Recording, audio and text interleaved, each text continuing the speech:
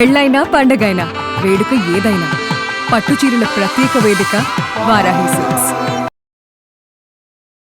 నమస్తే, welcome to Suman TV. నేను మీ కృష్ణవేణి. ఈ జూన్ 1వ తేదీ నుంచి జూన్ 15వ తేదీ వరకు కర్కాటక రాశి వారికి ఎలా ఉండబోతోంది? అయితే అన్ని రాశి ఫలితాల్లాగే జూన్ 1 నుంచి 15 వరకు ఉండట్లేదు. దయచేసి కర్కాటక రాశి వారు ఈ ఎపిసోడ్ ఆసంతం చూడండి. ఎందుకంటే జూన్ 2న గురువు మారబోతున్నారు. కనుక గురువుగారు చెప్పేటువంటి పరిహారాల్ని పాటించి జీవితంలో అభ్యున్నతిని పొందాలని కోరుకుంటున్నాము. ఇక ఈ రాశి ఫలితాలను వివరించడానికి ఈ రోజు మనతో పాటు ఉన్నారు ప్రముఖ జ్యోతిష శాస్త్రవేత్త, ఆధ్యాత్మికవేత్త, సంకల్ప మందిర్ నిర్వాహకులు బ్రహ్మశ్రీ నందిభట్ల శ్రీహర్ శర్మ గారు ఉన్నారు. మాట్లాడదాం.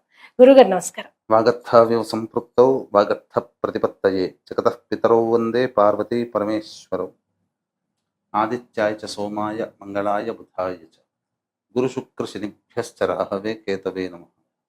శృంగేరి జగద్గురు పీఠాధిపతులకి, కంచిపీఠాధిపతులకి నమస్కారములు తెలియజేసుకుంటూ కార్యక్రమాన్ని ప్రారంభిద్దాం. గురువు గారు, కర్కాటక రాశి వారికి జూన్ 1 నుంచి 15 వరకు ఎలా ఉండబోతుంది? ముఖ్యంగా విశేషంగా గురువు మారడంతో వారి జీవితంలో ఏమైనా అభ్యున్నతి లభించే అవకాశం ఉందా? గమనించుకున్నట్లయితే ఈ యొక్క కర్కాటక రాశిలో జన్మించినటువంటి వాళ్ళకి జూన్ 2వ తారీఖు రోజున రాశిలోనే ప్రవేశం చేస్తున్నారు. అయితే ప్రధానంగా ఏం జరగబోతుంది అంటే, అన్ని రాశుల వాళ్ళు కూడాను ప్రస్తుతం కాలసర్ప ప్రభావంలో ఉన్నారు. అంటే కుంభంలో రాహువు, సింహంలో కేతువు, అలాగే శని మీనరాశిలోకి, అలాగే కుజుడు మేషరాశిలో, రవి వృషభ రాశిలో, అలాగే మిథున రాశిలో బుధుడు, శుక్రుడు కూడా మిథున రాశిలో 8వ తారీఖు వరకు, 9వ తారీఖు నుంచి మళ్ళీ కర్కాటకంలో ప్రవేశం చేస్తున్నారు. కాబట్టి ఈ యొక్క కర్కాటక రాశిలో జన్మించినటువంటి వాళ్ళకి ప్రధానంగా గురువు రావడం వల్ల జరిగే ప్రధానమైనటువంటి మార్పు ఏంటంటే వెయిట్ గెయిన్ అవుతారు, బరువు పెరుగుతారు. తర్వాత తీపి పదార్థాలు ఇష్టంగా ఉంటుంది.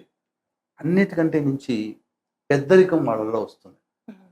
అంటే పెద్దరికం కొని తెచ్చుకోవడం అని కాదు, పెద్దరికంగా వ్యవహరించే సందర్భాలు వస్తాయి. అంటే అప్పుడు ఏంటి, ఇక్కడ ఎలా అర్థం చేసుకోవాలి? సంఘంలో పేరు ప్రతిష్టలు పెరుగుతాయి. ఉన్నప్పుడు ఎదుటి వాళ్ళ పేరు ప్రఖ్యాతుల వాణి కుటుంబ పెద్ద, సమాజ పెద్దగా గౌరవిస్తారు కదా. అలా అంటే ఆ పెద్దరికాన్ని నిలుపుకునే విధంగా ప్రవర్తన ఉండాలి. ఇది ఒకటి. అన్నిటికంటే మనము చెడులోనైనా మంచిని వెతుక్కునే స్వభావం కదమ్మా. అయితే ఎవరైతే దూర ప్రాంతానికి బదిలీ కావాలని కోరుకుంటారో, ప్లేస్ చేంజ్ చేయాలని అనుకుంటారు, వాళ్ళకి ఈ గురువు కర్కాటక రాశిలో ప్రవేశం చేయగానే ఈ కర్కాటక రాశి వారికి యోగిస్తాడు. స్థాన చలనము ఉన్నది. దీన్ని ఇంకా మనం ఎలా చేసుకోవచ్చు? ఇప్పుడు ఉన్న ఇంటి నుంచి వదిలిపెట్టి మళ్ళీ వేరే ఇంటికి వెతుక్కోవడం. స్థాన మార్పు అయితే ఉంది. స్థాన మార్పు ఉంది. ఇల్లు మార్పు కావచ్చు, వృత్తి మార్పు కావచ్చు. స్థానము అని అంటే ప్లేస్ అనే కాదు, మనం ఏ రంగంలో ఉన్నామో ఆ రంగంలో పొజిషన్ కూడా, పొజిషన్ సంబంధించింది కూడా. ఇప్పుడు ఉద్యోగం ప్రయత్నం చేసుకోవాలి.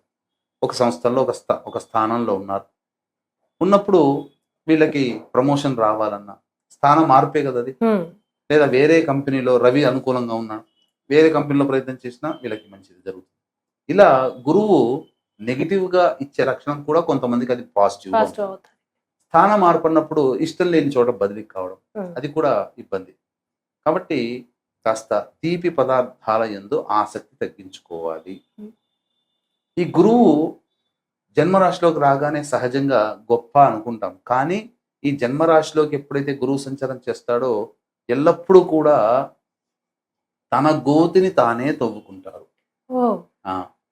అంటే ఎక్కిన కొమ్మని నరుక్కుంటారు అని అంటారు కదా సామెత. అట్లా అంటే గొప్ప, నేను గొప్ప అనేటువంటి భావనలోకి వెళ్ళిపోతుంది. తద్వారా ఎదుటి వాళ్ళని తక్కువగా చూడడం, తద్వారా ఇబ్బందికర పరిస్థితులు ఉంటాయి. ఇది ఇక్కడ జరిగేటువంటిది. కాబట్టి జాగ్రత్తలు పాటించాలి.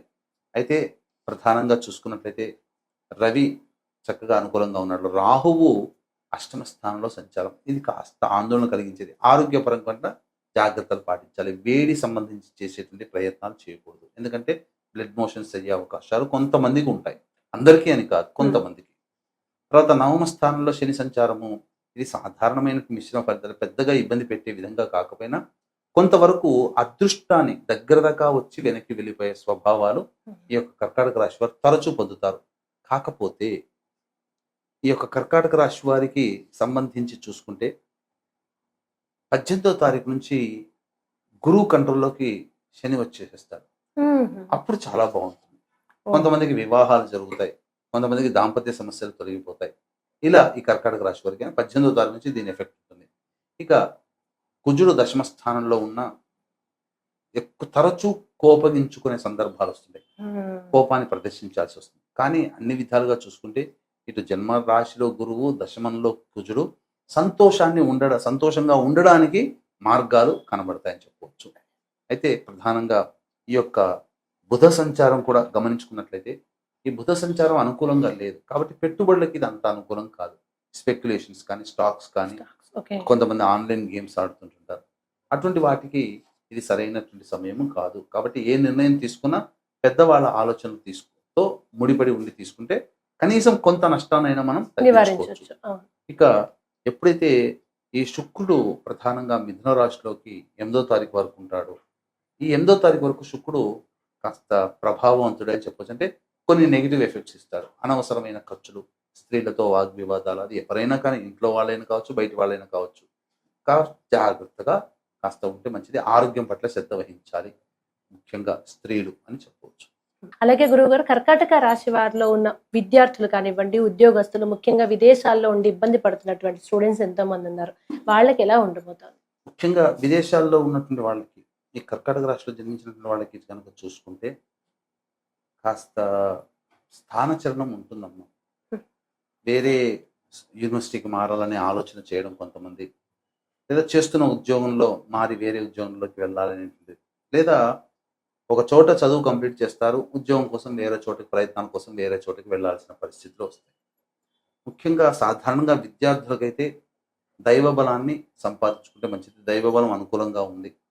కొద్దిపాటి కష్టంతో చక్కగా అన్ని విధాలుగా సమస్య నుంచి బయటపడతారు విద్యార్థులు. కోరుకున్న చోట ప్రవేశం అనేది లభిస్తుంది. ఉద్యోగస్తులకి కూడా చాలా మంచి సమయం అమ్మ. ఇప్పుడు గనక వీళ్ళు గనక మేల్కోకపోతే మంచి అవకాశాల కోసం మళ్ళీ ఇంకొక 3 నెలలు వెయిట్ చేయాలి. ఓకే. అది ఎందుకు అనంటే రవి సంచారం చాలా బాగుంది ఉద్యోగస్తులకి. ఆల్రెడీ సంస్థలో పనిచేస్తున్న వాళ్ళు కాస్త వాళ్ళకి ప్రమోషన్ కావాలి అంటే ప్రమోషన్ లభించే ప్రయత్నం చేస్తే ఖచ్చితంగా వస్తుంది. వేరే సంస్థల్లో ఉద్యోగం కోసం ప్రయత్నం చేయాలని అనుకుంటే అయినా వాళ్ళకి లభిస్తుంది.